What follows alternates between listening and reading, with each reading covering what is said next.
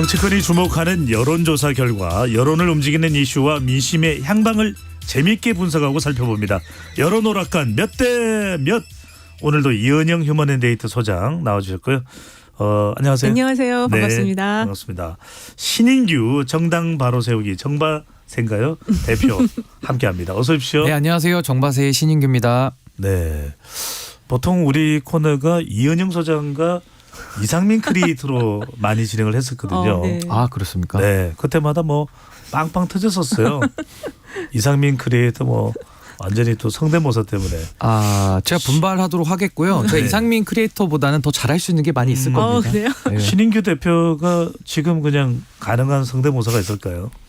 저도 여러 명 가능하긴 한데 그건 네. 한 3-4번 더 출연이 되면 그때 제가 방출하도록 그래도 한 하겠습니다. 명이라도 한번 해보시죠.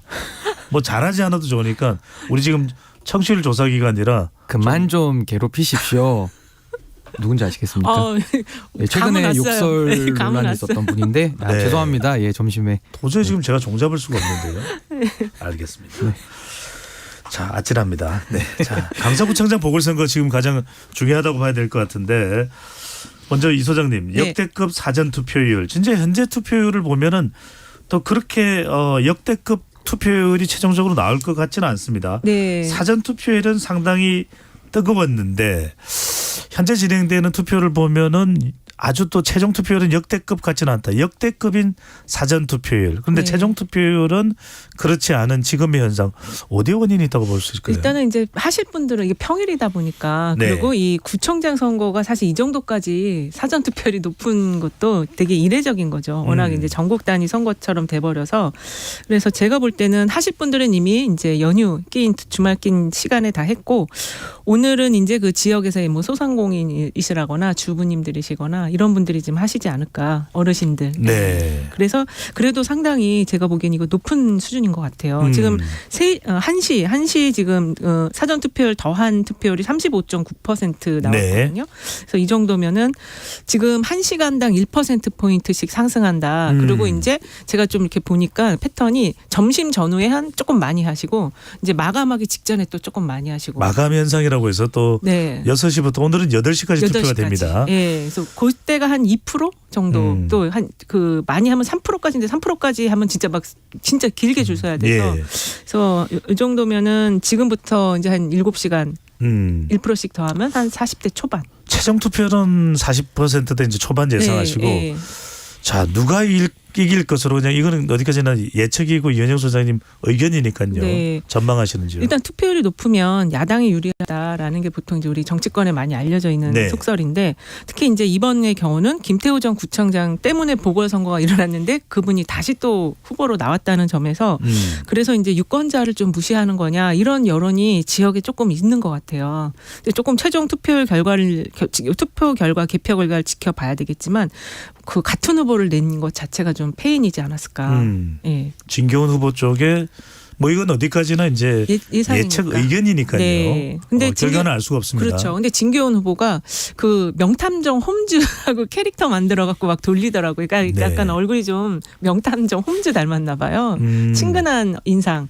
그리고 이제 그 현장에서도 굉장히 90도 인사 이런 게 조금 반응을 좀 잘 받고 있는 것이 아닌가. 네. 네. 요즘 또 부캐가 유행이거든요. 그렇죠. 신인규 대표는 오늘 최종 투표는 어느 정도 되고 전망은 어떻게 될까요? 우선 저도 투표율은 좀 평소보다는 다소 높았다라고 보면서 저도 40%대 한 초반 정도 지금 예상을 하고 있는데요. 네. 양대 결집 선거로 치러졌기 때문에 나올 사람들이 이제 거의 다 나오는 것으로 보여지고 다만 여기서 이제 양당이 공히 이 구청장 선거를 보궐선거인 것을 상당히 이것은 광역단체장급 아니면 대선에 준하는 급으로 키워버렸거든요. 그래서 이제 또 관심이 생기신 중도 무당층들도 일부 더 나오는 효과가 있었다. 전 그렇게 진단을 하고요. 그럼 이게 이제 누구에게 더 유리할 것이냐 이게 이제 중요한데 선거가 구도 인물 바람 아닙니까? 이번에 뭐 바람은 그렇게 크게 분 것 같지는 않아요. 네. 근데 구도 자체가 워낙 정권에 대한 심판 욕구가 지금 많이 높은 상황인 거를 감안을 할 때 사실 민주당에게 유리한 구도인 것도 맞고요. 또 강서라는 지역 자체가 국회의원 3명 다 민주당 소속인 점도 있고 해서 민주당이 유리한데 인물 면에서는 국민의힘이 공천을 매우 좀 실망스럽게 했죠. 왜냐하면 아. 대통령의 사명권 남용이라는 것이 헌법 위반의 논란도 있고 또 하나는 다 김태우 후보를 사면해 줄 때부터 온 국민이 알았어요. 아 저분이 후보가 되려나 보다.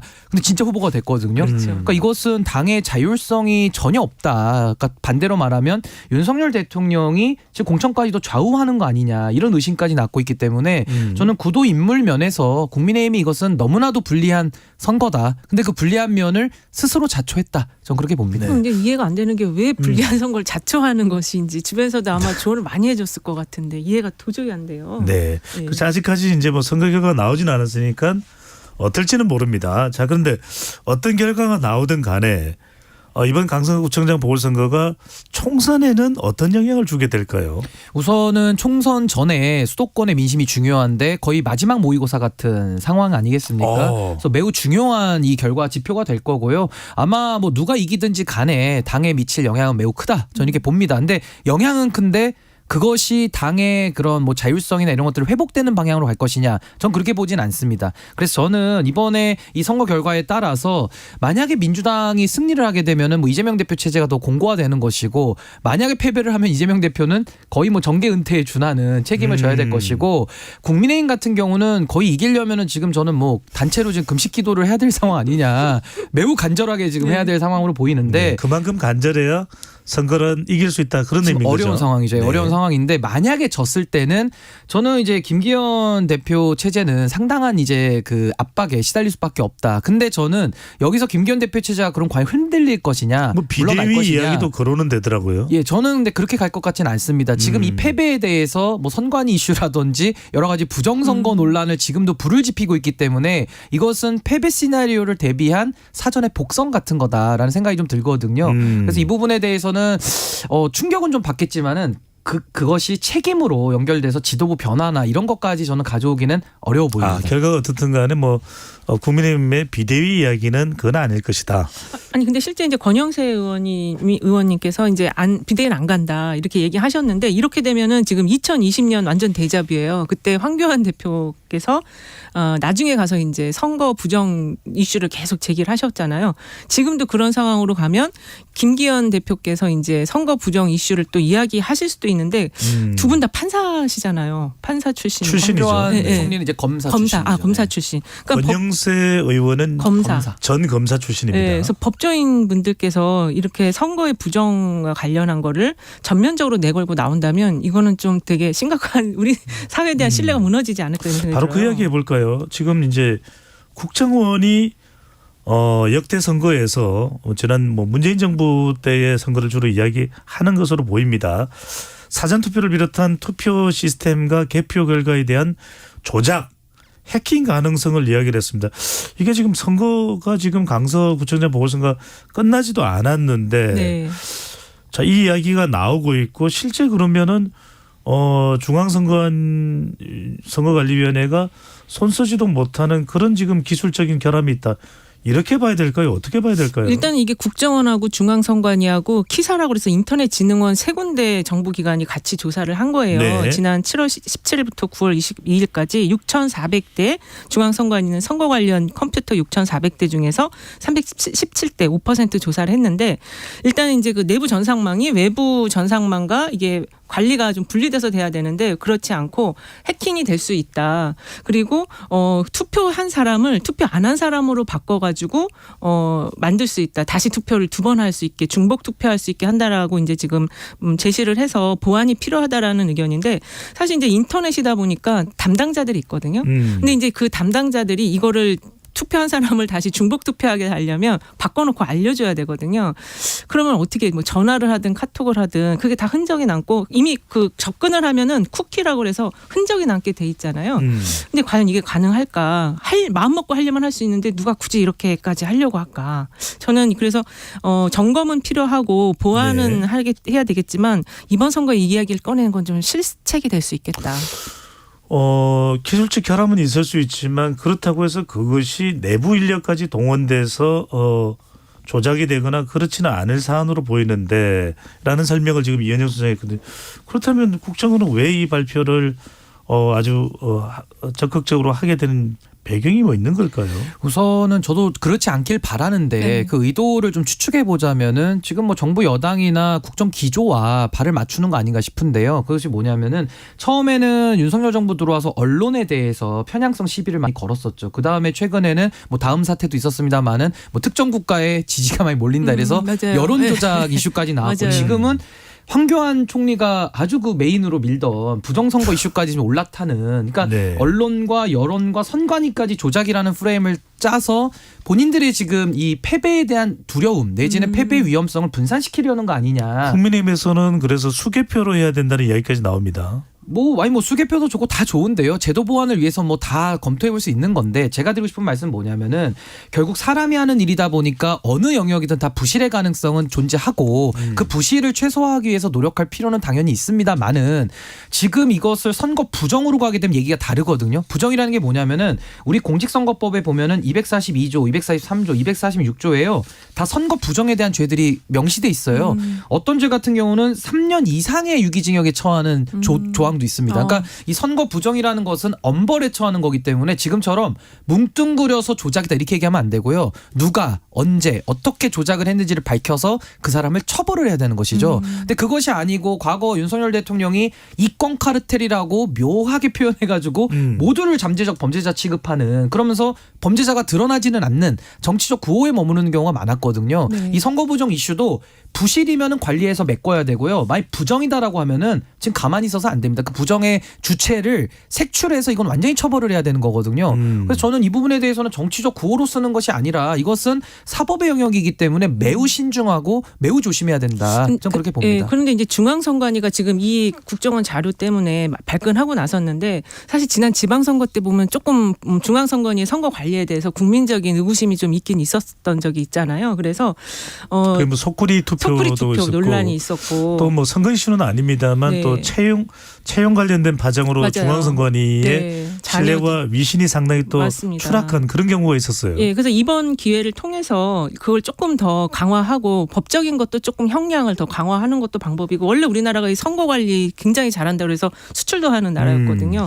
그래서 이번에 이거를 여당에서 주도하지 마시고 이거를 좀 중앙선관위가 자체적으로 좀 강화하는 보안 점검을 하는 그렇게 갔으면 근데 좋겠어요. 여기 이제 부정선거 이슈로 이제 갔을 때 이게 영향력은 좀 미미하다라고 보는 게 네. 과거에 황교안 대표가 외쳤을 때는 야당이었거든요. 그렇죠. 그렇기 때문에 부정선거 이슈가 그래도 좀 나름의 뭐 일부 설득이 있었다고 하더라도 지금은 윤석열 대통령의 그 대학 동기 그분이 선관위 사무총장으로 가 계시거든요. 그래서 네. 지금은 이걸 아마 부정으로 몰려고 해도 매우 어려울 것이다. 전 그렇게 봅니다. 자, 강서구청장 보궐선거 관련해서 하나만 더 아까 신행규 대표는 만약에 강서구청장 보궐선거에서 더불어민주당이 패한다면 네. 이재명 대표가 뭐 물러나야 되는 그런 거취 편명이 있을 거다라고 얘기를 했는데 만약에 패한다면 이재명 대표가 대표직에서 물러날까요? 일단은 이제 제가 볼 때는 역대 사례를 보면 어느 선거든 특히 보궐선거, 총선 앞둔 보궐선거에서 이제 지게 될 경우에는 책임을 지고 물러나는 비대위 측에 구성이 됐는데 지금 국민의힘도 비대위 구성 안 하겠다고 하니까 이재명 대표께서도 그냥 일단 보완하겠다 하고 가시지 않을까. 네, 그럴 것 같아요. 지금 완전히 데칼코마니에요. 양쪽이 똑같이 움직여요. 예, 물러날 가능성은 크지 않을 것이다. 네.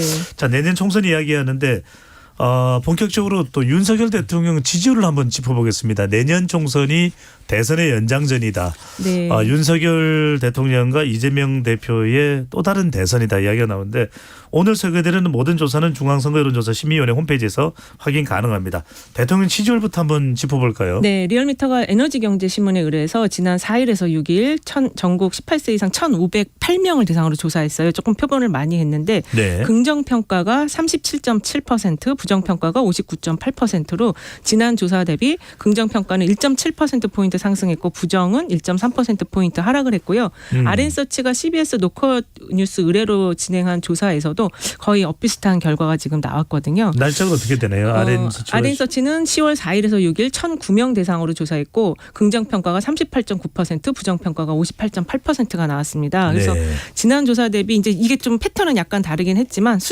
최종 결과의 숫자는 거의 비슷하다. 이게 지금 거의 8월 둘째 주부터 같은 흐름이 변하지 않고 지금 유지되는 횡보를 보이고 있는 말 그대로 이제 숫자거든요. 박스권이라고 볼 수가 있는데 그렇습니다. RN서치 조사에서는 대통령의 40대, 50대 지지율 변화폭이 컸다면서요? 네, 이게 40대가 지금 30.9%에서 24.7%로 6.2%포인트나 하락을 했고 50대는 더 많이 하락했어요. 거의 지금 10.1%포인트 하락한 33.2%가 나왔는데 이게 아무래도 이제 이 추석 연휴를 통해서 시장 현장에 가보면 너무 민생이 어려우니까 이 민생에 대한 부분도 좀 반영이 된 것 같고 그리고 그런 속에서 대통령의 국정 기조가 이 개각을 한 걸 보니까 너무 실망스럽다. 이것도 이 중장년층에게 같이 좀 반영된 것이 아닌가 그렇게 보여집니다. 뭐 40대나 50대 초반이 대통령 지지 성향이 강한 유권자는 아니지만 그렇죠. 신인규 대표는 또 주변에 용산 대통령실에 일하는 또 그런 지인들도 많을 테고 또 국민의힘과 또 관련이 돼 있고 누가 보더라도 총선을 생각한다면 선거를 생각한다면 대통령 지지율을 올려야 된다고 생각할 텐데 뭔가 내부에서 관련된 지지율 위기감 공유가 안 되는 걸까요? 뭔가 지지율을 끌어올리려면 어떤 조치가 필요할까요? 우선은 사실 지지율의 그 변화가 지금 없다라는 게 가장 큰 문제 아니겠습니까? 그 부정 여론이 한 20% 정도 좀 높게 형성된 상황 속에서 이게 계속 고착화되고 있거든요. 그렇다면 그게 이제 이미지화되면서 이제는 어떠한 적극적인 노력을 해도 그것이 국민들에게 잘 전달이 되지 않는 이런 무서워요. 효과까지 이제 네. 나오게 되는 겁니다. 네. 그래서 이 국면을 총선 앞두고 빨리 바꾸고자 할 텐데 그러려면 집토끼와 산토끼가 있지 않습니까? 그렇다면은 기존 지지층들보다는 산토끼라고 하는 확장성 있는 전략을 써야지만 이 국면이 해소되지 않겠습니까? 근데 역설적이게도 오히려 확장 전략을 더 해야 되는데 오히려 반대 방향으로 가면서 더 집토끼 위주로 가는. 저도 이것은 지금 제 상식으로는 참 이해하기는 쉽지는 않은데요. 앞으로도 그럼 변화의 가능성이 있을까? 거기에 대해서는 물론 이번에 강서구청장 결과 보궐선거 결과를 좀 유심히 지켜는 봐야겠습니다만은 만약에 변화가 안 된다고 한다면은 아마 이 나빠지는 결과가 아마 총선 때는 더 유지 강화될 가능성이 매우 높다. 매우 좀 정권의 위험 신호다 저렇게 봅니다. 굉장히 수세적인 태도로 바뀌는 거거든요. 지금 집권 인제 2년 차인데 그렇게 국정 운영을 수세적으로 할 경우에는 상당히 총선 이후가 진짜 심각해지는 거죠. 국민들이 정말 심판론을 하는 거니까. 자, 대통령 지지율이 이제 선거에 영향을 준다는 것은 익히 우리가 알고 있는 바인데 네. 그러면은 더불어민주당이 마냥 반사적 이익을 듬뿍 가져갈 거냐면 또 그렇지 않다라는 여론조사 결과도 있습니다. 네. 내일이 총선이라면 어느 당에 투표할지 물어봤는데요. 어떤 결과인가요? 이 연합뉴스와 연합뉴스TV가 매트릭스에 의뢰해서 지난 7일에서 8일 전국 그 성인 남녀 1,000명 대상으로 한 조사인데요. 내일이 총선이라면 국민의힘 후보를 뽑겠다가 32.6, 민주당 후보에게 투표하겠다가 31.3이 나왔어요. 근데 이게 이제 이 회사가 매월 초에 정기 조사를 하는데 그 흐름을 보면은 지금 한 두 달 전에 국민의힘 지지하겠다가 31.3, 그다음 30.5, 지금 32.6 나왔고. 그 민주당을 지지하겠다가 27.4, 29.9, 31.3으로 큰 변화 없이 네. 30대 초반대가 이렇게 유지되고 있는 상황이에요. 그러니까 이 전화지 면접 조사에서는 어느 당 후보에게 투표하겠다 좀 별 차이가 없는데 없어요. 자동 응답 조사인 RN서치 조사에서는 차이가 또 있다면서요? 네, 맞습니다. 그러니까 아까 RN서치 조사 말씀드렸었는데 여기서는 여당 후보를 지지하겠다가 38%, 야당 후보 지지하겠다가 53.7%로 격차가 많이 났습니다. 그래서 이거를 보면은 지금 야당 지지층이 그 전화 면접 조사에서 응답을 잘 안 한다. 그리고 정당 지지율과 비교해 보면은 어쨌든 지금 현역에 대한 불만이 야당 지지층에 좀 잠복해 있는 것이 아닌가 이렇게 좀 분석을 해볼 수 있을 것 같아요. 높은 대통령 국정수행 부정평가에 비하면 더불어민주당의 지지율이 썩 높지는 않다. 이런 분석도 나옵니다. 이건 어디에 원인이 있을까요? 그러니까 우선은 민주당이 대안 세력으로 보이지가 않는 거죠. 그러니까 민주당을 심판하기 위해서 국민의힘을 들어서 집권을 시켜놨는데 또 국민의힘이 못하니까 다시 또 민주당으로 가야 되는 이 지금 적대적 공생관계 속에서 국민들이 매우 지금 혼란스럽고 매우 참 마음 둘 곳이 없는 이런 상황 아닌가 저는 싶고요. 그래서 민주당도 뭐 혁신의 노력을 많이 해야 되는데 제가 볼 때는 이재명 대표 중심의 그 사당화 논란이 이렇게 쉽게 벗어나기는 매우 어려워 보입니다. 그래서 이것을 총선 때까지 이제 극복을 해야 될 책임이 있는 거고요. 저는 무엇보다도 주목하는 것이 지금 응답률 아니겠습니까? 네. 응답률이 매우 낮아요. 모든 조사들이. 근데 응답률이 낮다라는 것은 보통 우리가 막 바쁘다 보면 여론조사 응답도 안 하고 꺼버리지 않습니까? 네. 그런 분들까지 만약에 투표장에 나오는 걸 더 감안했을 때는 아마 지금 국민들이 지금 이 조사로는 반영되지 않는 그런 숨은 무당층, 중도층 표들이 나올 텐데 그렇죠. 대략적으로 그분들의 성향은 정부에 대해서 실망한 분들이 후보들이 많거든요. 그러니까 이런 부분까지 고려를 한다 그러면은 샤이 진보, 샤이 민주를 말씀하시는 거죠? 그렇겠죠. 그러니까 이 부분에 대해서는 조금 이제 논란은 있습니다만은 결국 저는 이것이 민주당에도 심판 여론으로 가고 또 정부에 대해서 심판 여론으로 가기 때문에 양당 체제로 선거 치르면은 그건 그냥 결집 선거가 되겠지만은 또 다른 형태에서 뭐 새로운 정치 세력이 나온다면은 네. 이 부분에 대해서는 조금 그 폭발적인 민심의 반응이 있을 수 있다. 저는 이렇게 봅니다. 네. 새로운 정치 세력이 정치 바로 세우기를 의미하는 거죠. 저희는 이제 뭐 정당을 이제 바로 세우자는 것인데 네. 하여튼 국민들의 의사가 네. 매우 잠복돼 있는 건 현실인 것 같습니다. 그렇습니다. 네. 자, 지금 또 관심을 모으고 있는 인물이 강서구청장 보궐선거 국면에서 하태경 의원입니다. 네. 핫해. 진짜 핫해요 이분. 안정적인 자신의 3선까지 선거에서 이길 수 있었던 네. 해운대구, 부산 해운대구 갑 선거구를 내려놓고 네. 서울에 출마하겠다고 했습니다.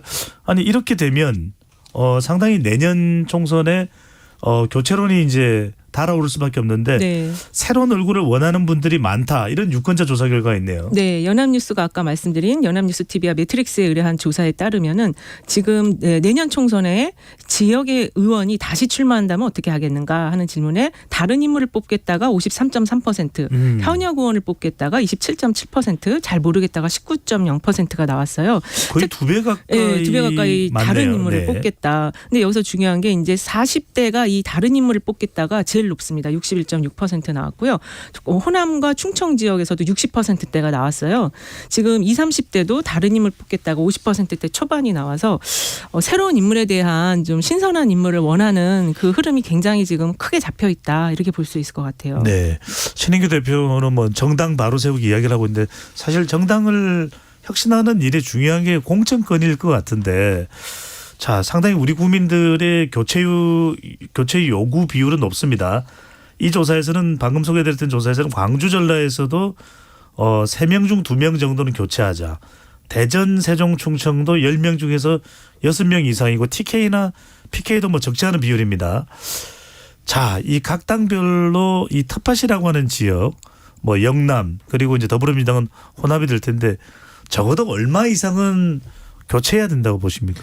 그러니까 우선은 지금 이제 현직들에 대한 불만이 매우 높은 거 아니겠습니까? 네. 근데 특히 광주 전라나 대전 쪽에 이런 좀 교체율에 대한 욕구가 높다는 것은 아마 그 지역을 기반으로 한 의원들 중에 두각을 나타내는 의원들이 별로 없기 때문에 아마 국민들께서 상당히 좀 불만족을 가지시는 것 같아요. 근데 이 결과 자체가 저는 현재 국회의 무능에 대한 심판이다. 저렇게 봅니다. 근데 결국 우리가 신상품 다 좋아하지 않습니까? 늘 새 걸 원해요. 그래서 초선에 대한 교체 비율이 늘 매 총선 때마다 50% 넘게 양당 다 하고 있거든요. 근데 국회는 더 나빠지고 있습니다. 도대체 이 원인이 뭘까? 국민들께서 궁금해 하실 텐데 결국에는 공천에 문제가 있다. 이 공천이 초선으로 바꾸는 게 중요한 게 아니라요. 어떤 초선으로 어떻게 바꿀 것이냐가 더 중요한데 우리는 그냥 물리적으로 바뀌면 잘할 거야 라고 기대를 했다가 늘 실망하는 거거든요. 이번에 국민의힘 같은 경우에도 바꾸는데 그 바꾸는 것이 윤석열 대통령의 뭐 검사 동기 아니 뭐 변호사 선후배 이런 사람들이 들어와 가지고는 이게 또 국민들을 실망시킬 수밖에 없거든요. 그래서 저는 결국 정당에서 지금 해야 될 일은 정당의 공천 기능 그 필터 기능을 복원시켜서 제대로 된 인물들 소신과 용기를 가진 정치인들이 들어가서 활약할 수 있는 무대를 만들어야 되는데 전 양당에서 지금 그런 노력은 매우 저조하게 하고 있는 걸로 보여집니다. 그래서 이번에 네. 민주당이 그 정책 연대를 하는 당을 두 당하고 같이 보건선거에서 얘기를 했어요. 기본소득당하고 사회민주당인가 그 두 당으로 이제 정책 연대를 하겠다라고 했는데 그런 이제 군소정당을 그 큰 당들이 좀 같이 이끌어주면서 그쪽에 젊은 후보들이 나온다면 상당히 사실 그 큰 정당에 젊은 후보들이 새 인물이 들어와서 현역과 경쟁한다는 건 굉장히 어려운 구조거든요. 그래서 이런 방식도 나쁘지 않다라는 생각도 들더라고요. 이현정 소장은 혹시 이 사람은 험지에 출마해야 돼 머릿속에 떠오르는 인물이 있나요? 이 사람은 험지에 출마해. 네. 지금 하태경 의원님 같은 경우도 제가 지금 서울 여러 군데서 오라고 하더라고요. 네. 제가 볼 때 이분에게 험지는 마포가 되지 않을까. 네. 거기 마포 가불이 있는데 지금 정청래 의원이 빨리 오라고 우리 지역으로 네. 그러시더라고요. 내년 선거에 뭐 마포가 미어 터지겠네요. 완전히 마포가 무슨 핫플레이스가 됐어요. 마포가 아니라 마5, 마6가 됐어요. 그렇습니다. 네. 하지 말라고 자꾸 우리 PD가 이야기했는데. 충격스럽습니다. 네. 두 분이 이야기를 안 하시니까 네. 제가 이렇게 또 엉뚱한 이야기를 하게 되네요. 자, 선거에서 사실상 캐스팅 보트 역할을 할 사람들은 중도층 유권자다 이런 얘기를 하는데 네. 실제 제일 궁금한 건 뭐 중도층 비율이 많다 이건 뭐 안 봐도 비디오로 안 들어도 오디오로 우리가 다 아는 이야기인데 이들이 그러면 중도층은 어디로 갈까요? 그러니까 조금 더 보수 쪽으로 갈까요? 중도층은 조금 더 진보로 갈까요? 이현영 선생님 뭐 관련된 데이터가 있습니까? 네, 사실은 일단 중도하면은 보수로 갈 것 같은데 이번에 그 지금 여론조사 상에 나타난 흐름을 보면은 중도층이 RN서치 조사에서는 네. 현 정부 지원하기 위해서 여당 후보 지지하겠다가 34.3%고요. 현 정부 견제하기 위해서 야당 후보 지지가 60.2%나 나왔어요. 그래서 지금 중도 표심이 견제론으로 지금 많이 이동되어 있다. 연합뉴스와 연합뉴스 TV가 의뢰한 그 매트릭스 조사도 지금 거의 비슷한 상황인데 예. 민주당 후보를 지지하겠다는 지금 23.4, 민주당 후보를 지지하겠다가 32.7, 국민의힘 후보 지지하겠다가 23.4%로 그 두 당 격차가 9.3%포인트나 났습니다. 그러네요. 7일 8일 실시했던 연합뉴스 TV의 조사나 연합뉴스 TV 조사나 또는 RN서치 자동응답 조사 예. 둘 양쪽 모두 중도층은 조금 이 진보 야당 쪽으로 쪽으로. 네네. 진보 쪽으로. 네. 자, 신인규 대표 이런 상황 어떻게 생각합니까? 결과적으로는 총선에서 중요한 것이 중도층 민심을 빨아들이는 건데 국민의힘이 지난 대선 또 지방선거 이겼지만 총선이 사실상 앞으로 국정 운영에는 여당으로서 더 중요할 수 있거든요. 중도층을 흡수 못하는 이유 또 중도층을 흡수하려면 어떻게 해야 될까요? 근데 이제 매우 중요한 총선인데 사실 그 총선에서 가장 중요한 이제 포션이 중도 무당층. 근데 중도 무당층은 사실은 청년들 내지는 수도권 민심이거든요. 근데 이 민심은 늘 유동적이기 때문에 잘하는 쪽에 표를 줄 수밖에 없고 반대로 말하면 더 못하는 사람 심판하려고 사실은 투표장에 나가는 경향이 큽니다. 그래서 지금 이 상황 속에서는 정부에 대한 불신 그리고 국민의힘이라는 집권 여당에 대한 불만족이 매우 높기 때문에 아마 이제 정권에 대한 심판 내지는 견제 선거가 될 가능성이 매우 높고요. 여기서 또 하나 중요한 것은 윤석열 대통령이 지금 집권을 했는데 지금 또 국민의힘은 집권 여당이잖아요. 소수파입니다. 그래서 항상 어떤 하고 싶은 아젠다가 있는데 이것이 민주당 때문에 못한다라는 발목 잡기론을 설득 있게 전개를 해야 되는데 문제는 하고 싶은 걸 다 했어요. 그러니까 예를 들면 법이 망고쳐지면 시행령을 통해서 했고 뭐 장관을 바꾸기가 곤란하면 차관들을 보내가지고 다 싸우라 그랬고 뭐 여러 가지 지금 정부가 힘이 약해 보인다? 저는 국민들께서 그렇게 보시진 않을 것 같거든요. 할 수 있는 모든 근육을 다 자랑을 했다. 전 그렇게 보고 그렇다면 이제 국민들이 심판을 해야 되는데 지금 구도하에서는 민주당을 들어서 심판할 수밖에 없지 않습니까? 물론 민주당에 대해서 매우 불신이 높은 것도 사실인데 과거에도 문재인 정부 심판하기 위해서 매우 불신이 높았던 국민의힘 그리고 국민의힘의 그 젊은 바람들을 틈타서 그 막대기를 들여서 때릴 수밖에 없었거든요. 그래서 이번에도 윤석열 정부와 집권 여당에 대한 심판 욕구가 있다면은 그것은 민주당을 들든 아니면 새로운 정책을 통해서든 하여튼 야권의 중심이 된 세력들을 들어서 때릴 수밖에 없다. 저 국민들께서 그런 결정을 하실 가능성이 매우 높다. 저 그렇게 봅니다. 떼치해야 된다 이야기인데 이현정 선생님 정당 지지율은 어떻습니까? 근데 정당 지지율은 지금 말씀하신 것과는 다르게 ARS 전화면 ARS 조사에서는 민주당이 한 10% 포인트 가량 높게 나타나고 있어요. 네. 리얼미터 자료만 보면 민주당이 47.8%, 국민의힘이 36.3%, 정의당이 2.6% 이런 순으로 나오고 있습니다. 그래서 ARS 조사에 왜 이렇게 민주당 지지율이 높게 나올까? 이게 제일 궁금한데 그렇습니다. 아무도 지금 시원하고 명쾌하게 설명을 못하는 것 그러니까 같기도 해요. 사람이 자꾸 물어보는 걸 민주당 네. 지지층이 좀 싫어하나 봐요. 자기가 그냥 하고 싶은 대로 빨리빨리 누르고 넘어가기 원하나 봐요. 네. 전화 면접 조사에서는 팽팽한 결과도 있는데 네. 끝으로 신인규 대표에게 지금 뭐 정당 바로 세우기 운동도 하고 있는데 방금 전에 이은영 소장님이 이야기를 했는데 중요한 것도 MZ세대 같아요. MZ세대 마음을 잡아야 된다. 지난 대선 때도 이야기가 많은데 내년 총선에서 MZ세대의 마음을 잡으려면 어떻게 해야 됩니까? 저는 정치가 정치의 본령으로 돌아가야 되고요. 그리고 특히 젊은 세대들에게 소구력을 갖기 위해서는 그들의 무대를 공간을 내줘야 됩니다. 근데 공간을 알아서 내주진 않겠지만은 그래도 양당이 최선의 노력을 다해서 입구를 열어주고요. 그 입구를 열어줘서 참여한 사람들한테 공정하게 정치도 이제는 기득권이 아니라 경쟁할 수 있는 그런 무대들을 좀 마련해 준다면은 그 속에서 가능성과 희망을 보는 거 아니겠습니까? 그래서 당이라는 것이 당원들 내지는 이런 정치 수요자들이 관객이 아니라 주체로 좀 등장할 수 있는 이런 여건을 좀 마련하는 것이 저는 좀 필요하지 않을까 그렇게 생각을 합니다. 이은영 선생님도 짧게 보태실래요? 어쨌든 어쨌든 20, 30대가 지금 여러 가지 어려움에 많이 처해 있잖아요. 요새 네. 20, 30대의 나약성을 또 다루는 문화들이 있다고 하는데 이분들에게 좀 힘을, 에너지를 좀 줬으면 좋겠습니다. 이런 말씀 꼭 드리고 싶네요. MZ세대의 마음 붙들지 못하면 NG납니다. 네. 라임이 좋습니다. 네, 라인 좋네요. 이은영 소장, 신인규 대표와 함께했습니다. 두 분 말씀 잘 들었습니다. 네, 감사합니다.